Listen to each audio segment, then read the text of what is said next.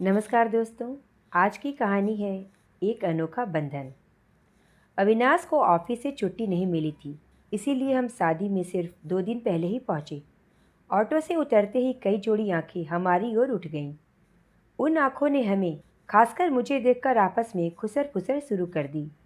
अविनाश जब सामने से आते हुए वृद्ध दंपति के पैर छूने के लिए झुके तो मैं समझ गई कि वही वंदन के नाना नानी हैं। मैंने भी झुककर प्रणाम किया तो वे सकपका गए। उन्हें बिल्कुल उम्मीद नहीं थी कि मैं इस शादी में आऊंगी, पर मैं समझ सकती थी कि वंदन को देखने के लिए उनकी आंखें तरस रही थीं। तभी तो वंदन को पल भर भी मेरी गोद में रहने न दिया। मम्मी तो वंदन को गले लगाकर रोए जा रही थी। बस के लंबे सफ़र के कारण बहुत थकान लग रही थी। धीरज हमारा सामान स्वयं उठाकर अविनाश को ऊपर वाले कमरे में ले गया। अविनाश तो चले गए, पर मैं अकेली रह गई। सब लोग वंदन को खिलाने कम और वंदना से उसकी तुलना करने में ज़्यादा व्यस्त थे। मैं एक कोने में चुपचाप खड़ी थी। पापा ने शायद मेरी स्थिति भांप ली, इसीलिए मेरे पास आकर बोले, अविनाश और कमरा ऊपर है, थक गई होगी, ऊपर जाकर जरा कमर सीधी कर लो। पर वंदन, वो भी तो थका हुआ है और भूखा है, मैं इसे साथ ले जाऊं? सवाल पूछते हुए मैं डर रही थी। कुल जमा 2 दिन के लिए तो आया है हमारा नाती, फिर तो हमेशा तुम्हारे पास ही रहेगा। जरा 2 घड़ी जी भर के देख लेने दो। मम्मी ने पीछे से आकर कहा तो मैं चुपचाप सीढ़ियाँ चढ़ने लगी। कमरे में गई तो अविनाश कपड़े बदलकर लेटे हुए थे। आंखें बंद थी, इसीलिए समझ नहीं आ रहा था सो गए हैं या सिर्फ आंखें बंद करके थकान मिटा रहे हैं। समझते भी कैसे? शादी के बाद से हमारे बीच एक दीवार सी खिंची हुई है। मैं जितना इसे तोड़ने की कोशिश करती हूँ, ये उतनी ही ऊंची हो जाती है। मैंने धीरे से अटैची खोली, कपड़े लेकर बाथरूम में घुस गई। नहाने के बाद काफ़ी फ्रेश लग रही थी। थकान मिटाने के उद्देश्य से मैं भी अविनाश के बगल में जाकर लेट गई। मैंने आंखें बंद कर ली। मुझे आज भी वह दिन अच्छे से याद है, जब अविनाश का रिश्ता मेरे लिए आया तो मेरे कुंवारे मन द्वारा संजोए सारे सपने बिखर कर रह गए। पर अपने शराबी पिता की स्थिति और सौतेली माँ के दबाव के चलते एक बच्चे के बाप अविनाश से विवाह करने को तैयार हो गई।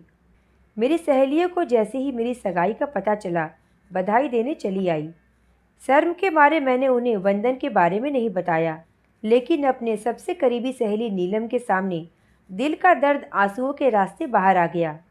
देख अन्नू, मैं जानती हूँ तू इस शादी से खुश नहीं है, लेकिन मैं ये भी दावे के साथ कह सकती हूँ कि तू अपने स्वभाव के बूते सबका दिल जीत लेगी। उस घर की हर चीज़ में वंदना की आत्मा बसी है, इसीलिए उसे मिटाने की कोशिश भूल कर भी नहीं करना, बल्कि अपने स्वभाव की खुशबू से उसकी आत्मा को जिंदा रखने का प्रयास करना। नीलम के कहे शब्दों को याद रखकर और मायके की कड़वी यादों को भुलाकर मैं रात्रि में फूलों के सेज पर बैठी अविनाश का इंतजार कर रही थी। तब बड़ी ननद से वंदन संभाले नहीं संभल रहा था। मैंने वंदन को अपने पास सुला लिया। अनु, मैंने तुमसे विवाह सिर्फ वंदन के कारण किया है। वंदन की माँ, अगर वह भी तुम बन सकी तो, जिसकी हैसियत रखती हो। इसके अलावा मुझसे कोई उम्मीद नहीं रखना। इतना कहकर अविनाश पलटकर सो गए। मैं स्तब्ध रह गई। दिमाग में द्वंद्व चलने लगा। एक तरफ नीलम के कहे शब्द मुझे मेरा कर्तव्य याद दिला रहे थे, तो दूसरी तरफ मन विद्रोह करने को तैयार था। मेरी क्या गलती थी? अविनाश और वंदन की नज़रों में मैं भले ही वंदना के कर्तव्य पूरा करने के लिए लाई गई थी, पर मैंने कोई कसर नहीं छोड़ी थी।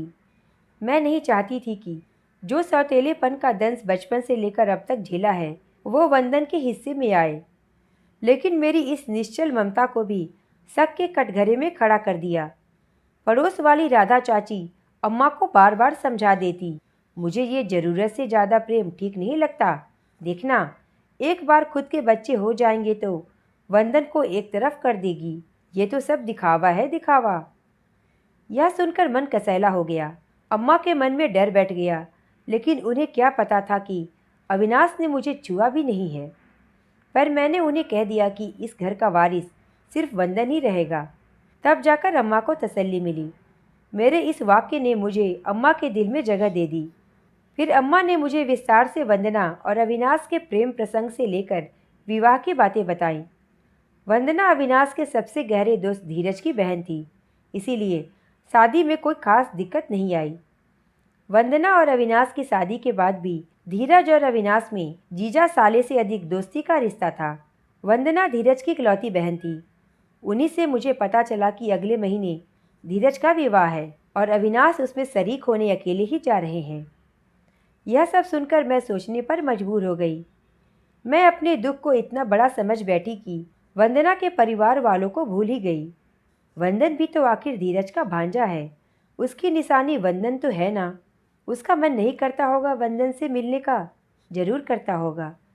मैं नहीं चाहती थी कि मेरे कारण वंदन अपने नाना नानी से मिलने से वंचित रहे, इसीलिए मैंने भी शादी में जाने का निश्चय कर लिया। जब मैंने अविनाश को इस फैसले के बारे में बताया तो उन्होंने सिर्फ इतना कहा, जैसी तुम्हारी इच्छा, लेकिन अगर वहाँ तुमसे किसी ने कुछ कह दिया तो मैं जवाबदार नहीं रहूँगा। यह सुनने के बाद भी मैंने शादी में जाने के फैसले को नहीं बदला। सब बातें याद करते कब झपकी लग गई पता ही नहीं चला। आँख खुली तो देखा अविनाश बिस्तर पर नहीं है। आज संगीत का कार्यक्रम है। मैं फटाफट तैयार होकर नीचे आ गई। मेरी निगाहें वंदन को खोजने लगीं। वंदन नए कपड़े पहनकर और तैयार होकर अपनी नानी की गोद में खेल रहा था। थकान के कारण झपकी लग गई थी। इसने कुछ खाया? मैंने हंसते हुए पूछा। खाया? अरे भूख के मारे कितना रोया। मैंने बॉटल से दूध पिलाकर सुला दिया था। बस आधे घंटे पहले उठा है। तुम्हें तो बच्चे का जरा होश नहीं है। हमारे सामने ये हाल है तो घर में क्या होता होगा। जब ये पैदा हुआ था तो वंदना इसे आंखों से ओझल नहीं होने देती थी। मम्मी ने ताना मारा।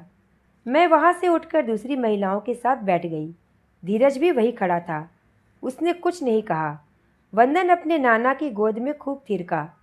धीरज मुझे कनखियों से देख रहा था, पर नज़र मिलते ही वह मुंह फेर लेता। 2 दिन तक वंदन मेरे पास कम और नाना नानी की गोद में ज़्यादा खेला। सेहरा बांधे और घोड़ी पर चढ़ा धीरज किसी राजकुमार से कम नहीं लग रहा था। सेहरा बांधते वक्त वंदना की याद में उसकी आंखें नम हो गई। मैं जानबूझकर सामने नहीं आई। मैं नहीं चाहती थी कि मुझे देखकर नफरत से ये नमी सूख जाए। फेरों के बाद वर वधू पैर छू रहे थे। मम्मी व्यस्त थी, इसीलिए मैं वंदन को गोद में उठाकर थपकी देकर सुला रही थी। आशीर्वाद नहीं देंगी दीदी? आवाज़ सुनकर पलटी तो देखा धीरज और उसकी दुल्हन सामने खड़े थे। दोनों ने झुककर मेरे पैर छुए। खुशी के मारे आशीर्वाद के शब्द जबान में ही चिपक गए। दीदी, मैं ये तो नहीं जानता कि आप मेरे बारे में क्या सोचती हैं, लेकिन मैं इतना ज़रूर बताना चाहूँगा कि मैंने हमेशा आप में वंदना दीदी की झलक देखी है। वंदन को जो प्यार आपने दिया है वह अमूल्य है। जब वंदना दीदी मरी तब मैंने सोचा था कि अब वंदन पर हमारा हक खत्म हुआ। आप तो महान हैं दीदी, जो आपने अपने पति की पहली पत्नी के परिवार को इतना सम्मान दिया। अगर आपकी जगह कोई और लड़की होती तो ससुराल में पहला कदम रखते ही अपने सौत के वजूद को मिटाने में जुट जाती, लेकिन आपने उसके अदृश्य अस्तित्व को स्वीकार किया है। सबकी नज़रों में भले ही ये कोई बड़ी बात ना हो, लेकिन आपने सारे कुंवारे सपने तोड़े होंगे, फिर भी आपने टूटे सपनों के कांच से अपने वर्तमान को जख्मी नहीं होने दिया। धीरज ने मेरा हाथ अपने हाथ में थामकर ये शब्द कहे तो मैं सचमुच बिलख बिलख कर रो पड़ी। मम्मी, पापा, अविनाश और बाकी सब लोग जड़वत खड़े इस दृश्य को देख रहे थे। मैंने धीरज को गले लगा लिया। सबकी आंखें नम हो गईं। दुल्हन को गृह प्रवेश करवाकर और बाकी रस्मों को निपटाते हुए रात के 2 बज गए। वंदन भी जल्दी सो गया था। कपड़े बदलकर मैं भी लेट गई। हमेशा की तरह अविनाश ने आंखें बंद कर लीं। अचानक मुझे अपने हाथ पर किसी का स्पर्श महसूस हुआ। अविनाश ने अपना हाथ मेरे हाथ पर रखा और हौले से दबा दिया। बिना कुछ कहे मैं सब कुछ समझ गई और अविनाश के सीने पर अपना सिर रख दिया। ऐसा लग रहा था मानो प्यासे रेगिस्तान पर बारिश की बूंद पड़ रही हो। अविनाश ने अपने बाहों के घेरे को और मजबूती से कस लिया। मैंने भी अपने आप को छुड़ाने की कोशिश नहीं की और आंखें बंद कर ली, लेकिन इस बार मेरे मन में भविष्य के प्रति संशय भरे विचार की जगह एक सुखद जीवन का सपना तैर रहा था। कैसी लगी दोस्तों आपको यह कहानी? मुझे कमेंट करके ज़रूर बताएं, और अगर पसंद आई हो तो प्लीज़ इसे लाइक और शेयर करें और मेरे चैनल को सब्सक्राइब करें। धन्यवाद।